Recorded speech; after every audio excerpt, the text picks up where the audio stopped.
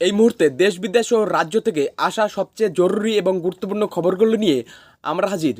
আজকের প্রতিটি আপডেট আপনাকে বর্তমান পরিস্থিতি সম্পর্কে অবগত রাখবে। বিস্তারিত জানতে হলে শেষ পর্যন্ত আমাদের সঙ্গে থাকুন। আর হ্যাঁ, আমাদের এই বিশেষ বুলেটিন যদি আপনাদের ভালো লাগে তাহলে একটি লাইক দিয়ে চ্যানেলটি সাবস্ক্রাইব করে নিতে ভুলবেন না, আর অন্যদের সঙ্গে শেয়ার করে দিন।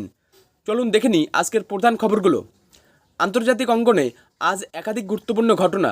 ভারতের উপর 25% শুল্ক এবং অতিরিক্ত জরিমানা আরোপের ঘোষণা করেছেন মার্কিন প্রেসিডেন্ট ডোনাল্ড ট্রাম্প। 1 আগস্ট থেকে এই কড়া সিদ্ধান্ত কার্যকর হবে।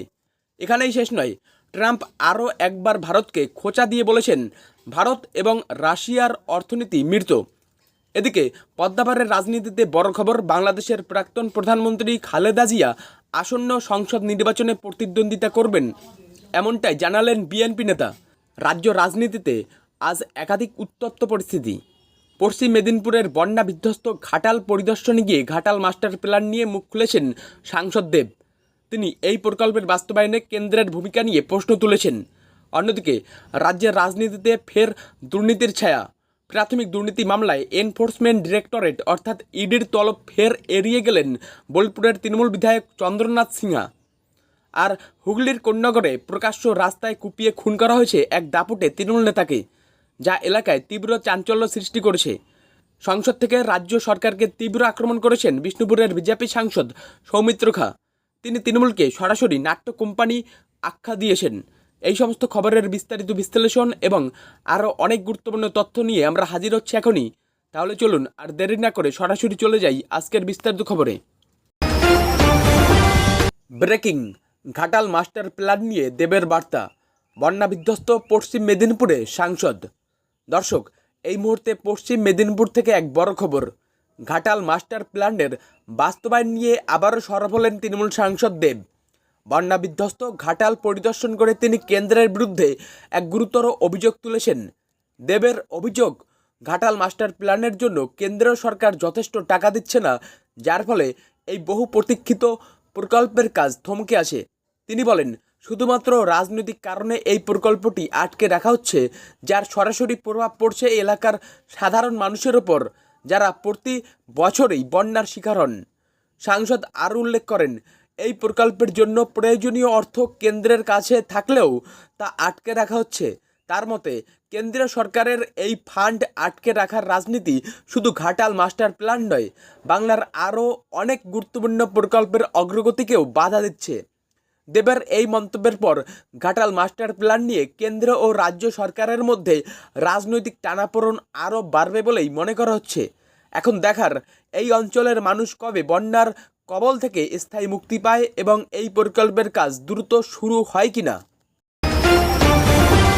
ব্রেকিং, ভারতের উপর 25% শুল্ক ও জরিমানা, ট্রাম্পের কড়া সিদ্ধান্ত। দর্শক, এবার ভারত আমেরিকা বাণিজ্য সম্পর্ক নিয়ে এক অত্যন্ত গুরুত্বপূর্ণ খবর। মার্কিন প্রেসিডেন্ট ডোনাল্ড ট্রাম্প ঘোষণা করেছেন যে আগামী 1 আগস্ট থেকে ভারতীয় পণ্যের উপর 25% শুল্ক এবং একটি অতিরিক্ত জরিমানা আরোপ করা হবে। ট্রাম্প তার সোশ্যাল মিডিয়া প্ল্যাটফর্ম ট্রুথ সোশ্যালে সিদ্ধান্তের কথা জানিয়েছেন। ট্রাম্পের এই কঠোর পদক্ষেপের মূল কারণ হিসেবে তিনি ভারতের উচ্চ শুল্কনীতি এবং রাশিয়া থেকে সামরিক সরঞ্জাম ও জ্বালানি কেনা অব্যাহত রাখাকে দায়ী করেছেন। তিনি স্পষ্ট করে বলেছেন, ইউক্রেন যুদ্ধের এই সময়ে যখন বিশ্ব রাশিয়াকে থামানোর কথা বলছে, তখন ভারত ও চীনের রাশিয়ার বৃহত্তম জ্বালানি ক্রেতা হওয়াটা আমেরিকার কাছে মোটেও ভালো বার্তা নয়। এই সিদ্ধান্ত কেবল ভারতের উপর নয়, আমেরিকা অন্যান্য দেশের উপরেও একই ধরনের শুল্ক আরোপ করেছে। কানাডার উপর 35% এবং ব্রাজিলের উপর 50% শুল্ক বসানো হয়েছে।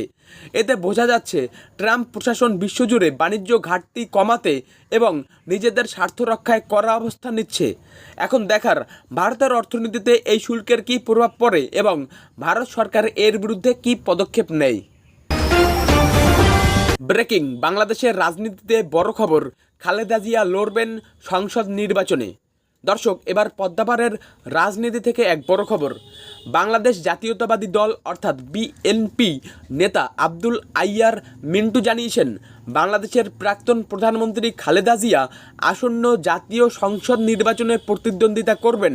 দীর্ঘদিন ধরে অসুস্থ থাকলেও এখন তিনি সুস্থ আছেন বলে দাবি করা হচ্ছে। ফেব্রুয়ারির প্রথম সপ্তাহে অথবা জানুয়ারিতে এই নির্বাচন হতে পারে বলে মিন্টু আশা প্রকাশ করেছেন। পদ্মাপাড়ের রাজনৈতিক মহলে এই খবরটি অত্যন্ত গুরুত্বপূর্ণ বলে মনে করা হচ্ছে, বিশেষ করে অন্তর্বর্তী সরকারের একাধিক কার্যকলাপে বিএনপির ক্ষোভ এবং বারবার নির্বাচন চাওয়ার প্রেক্ষাপটে এই ঘোষণা নতুন মাত্রা যোগ করল। এর আগেও খালেদা জিয়ার ৭০ বছর বয়সে ভোট লড়ার জল্পনা ছিল, এমনকি সম্ভাব্য কিছু আসন নিয়েও আলোচনা চলছিল।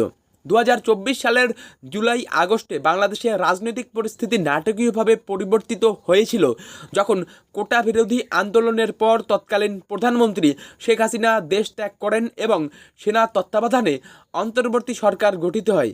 এই অন্তর্বর্তী সরকারের কিছু সিদ্ধান্তে, যেমন স্যার সম্বোধন নিয়ম পরিবর্তন, জনগণের মধ্যে অসন্তোষ সৃষ্টি হয়েছিল। ব্রেকিং, ভারত এবং রাশিয়ার অর্থনীতি মৃত, ফের ভারতকে খোঁচা ট্রাম্পের।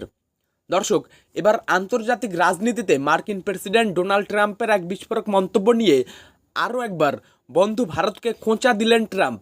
শুধু তাই নয়, এবার এক ধাপ এগিয়ে মস্কো এবং নয়াদিল্লিকে একই বন্ধনীতে রাখলেন তিনি।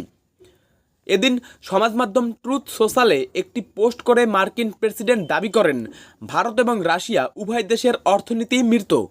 তিনি কটাক্ষ করে বলেন, চাইলে এই দুই দেশ আরও অর্থনৈতিক অধোগতির পথে হাঁটতে পারে। দ্বিতীয়বারের মতো আমেরিকার প্রেসিডেন্ট হওয়ার পর এটি তার প্রথম মার্কিন কংগ্রেসের যৌথ অধিবেশনে ভাষণ ছিল। তার এই মন্তব্যে যেমন আমেরিকার অভ্যন্তরীণ বিষয়গুলো উঠে এসেছে, তেমনি জায়গা করে নিয়েছে বিদেশ নীতিও। পূর্বসূরি জো বাইডেনের সরকারের সমালোচনাও শোনা গেছে ট্রাম্পের কণ্ঠে। ট্রাম্পের এই মন্তব্য এমন এক সময় এলো যখন আমেরিকা ভারতের উপর 25% শুল্ক আরোপ করেছে, যা 1 আগস্ট থেকে কার্যকর হবে। এই মন্তব্যের পর ভারত ও রাশিয়ার প্রতিক্রিয়া কী হয়, সেদিকেই নজর রাখছে আন্তর্জাতিক মহল। ব্রেকিং, ফের ইডির তলব এড়ালেন বোলপুরের বিধায়ক চন্দ্রনাথ সিনহা। দর্শক, এবার রাজ্য থেকে এক বড় খবর। প্রাথমিক নিয়োগ দুর্নীতির মামলায় এনফোর্সমেন্ট ডিরেক্টরেটের তলব আবারও এড়ালেন বোলপুরের তৃণমূল বিধায়ক চন্দ্রনাথ সিনহা। এই নিয়ে দ্বিতীয়বার ইডির হাজিরা এড়ালেন তিনি। ইডি সূত্রে খবর, আজ সকালেই চন্দ্রনাথ সিনহাকে হাজিরা দেওয়ার জন্য সমন পাঠানো হয়েছিল। তার কাছে বেশ কিছু নথিও চেয়েছিল কেন্দ্রীয় তদন্তকারী সংস্থা, কিন্তু তিনি ইডি দপ্তরে আসেননি। এর আগে গতকাল অর্থাৎ 30শে জুলাইও তাকে তলব করা হয়েছিল, তখনও তিনি অনুপস্থিত ছিলেন। ইডি এই মামলায় বেশ কিছু গুরুত্বপূর্ণ তথ্য পেয়েছে এবং সেই তথ্যের ভিত্তিতেই চন্দ্রনাথ সিনহাকে জিজ্ঞাসাবাদ করতে চাইছে। প্রাথমিক নিয়োগ দুর্নীতি মামলায় তার ভূমিকা খতিয়ে দেখা হচ্ছে। বারবার তলব এড়িয়ে যাওয়ায় এই মামলায় নতুন জটিলতা তৈরি হয়েছে। এখন দেখার ইডি এরপর কী পদক্ষেপ নেয় এবং চন্দ্রনাথ সিনহা কবে কেন্দ্রীয় সংস্থার মুখোমুখি হন। ব্রেকিং, কোন্নগরে প্রকাশ্যে তৃণমূল নেতাকে কুপিয়ে খুন, চাঞ্চল্য এলাকায়। দর্শক, এবার হুগলির কোন্নগর থেকে এক চাঞ্চল্যকর খবর। কোন্নগরে প্রকাশ্য রাস্তায় কুপিয়ে খুন করা হলো এক দাপুটে তৃণমূল পঞ্চায়েত সদস্যকে। নিহত তৃণমূল নেতার নাম পিন্টু চক্রবর্তী, যিনি মুন্ডা নামেও পরিচিত ছিলেন। স্থানীয় সূত্রে জানা গেছে, গতকাল সন্ধ্যায় তিনি অফিস থেকে বাড়ি ফিরছিলেন। সেই সময় একদল দুষ্কৃতী তাকে ঘিরে ধরে ধারালো অস্ত্র দিয়ে এলোপাথারি কোপাতে শুরু করে। রক্তাক্ত অবস্থায় স্থানীয়রা তাকে উদ্ধার করে হাসপাতালে নিয়ে যান, কিন্তু অবস্থার অবনতি হওয়ায় তাকে কলকাতার এসএসকেএম হাসপাতালে স্থানান্তরিত করা হয়, যেখানে কর্তব্যরত চিকিৎসকরা তাকে মৃত ঘোষণা করেন। ব্রেকিং, তৃণমূল একটা নাট্য কোম্পানি, লোকসভায় গর্জন সৌমিত্র খায়ের। দর্শক, এবার সংসদ থেকে এক বড় খবর। পশ্চিমবঙ্গের শাসক দল তৃণমূল কংগ্রেসের বিরুদ্ধে লোকসভায় তীব্র আক্রমণ করেছেন বিষ্ণুপুরের বিজেপি সাংসদ সৌমিত্র খা। তিনি তৃণমূলকে সরাসরি নাট্য কোম্পানি আখ্যা দিয়েছেন এবং অভিযোগ করেছেন যে তারা বাঙালিদের মর্যাদা রাখে না। 2026 সালের বিধানসভা নির্বাচনকে সামনে রেখে সৌমিত্র খা পশ্চিমবঙ্গের নির্বাচনী সহিংস ঘটনার পুনরাবৃত্তি রোধ করার ওপর জোর দিয়েছেন। তিনি রাজ্য সরকারের কাছে দাবি জানিয়েছেন যে যদি কোনো ব্যক্তি রাজনৈতিক হত্যার শিকার হন, তবে তার পরিবারের একজন সদস্যকে অবশ্যই চাকরি দিতে হবে। সৌমিত্র খা লোকসভায় তৃণমূল সাংসদদের বিরুদ্ধে নাটক করার অভিযোগ এনে বলেছেন, মমতা বন্দ্যোপাধ্যায়ের সরকার বাঙালিদের প্রতিদিন হত্যা করছে, আর তৃণমূল সাংসদরা নাকি সংসদে মিথ্যা বক্তব্য ছড়াচ্ছেন এবং কুমিরাস্ত্রু দেখাচ্ছেন। তিনি আরও উল্লেখ করেছেন যে রাজ্যে মহিলাদের ধর্ষণ, আক্রমণ এবং খুন করা হচ্ছে। সৌমিত্র খাঁ দাবি করেছেন, প্রধানমন্ত্রী নরেন্দ্র মোদীর নেতৃত্বে বাংলা ও বাঙালিরা নিরাপদ, কিন্তু মমতা বন্দ্যোপাধ্যায়ের সরকারের অধীনে তাদের অবস্থা দিন দিন খারাপ হচ্ছে। এই সূত্রে তার বক্তব্য লোকসভায় ব্যাপক শোরগোল ফেলে দেয়।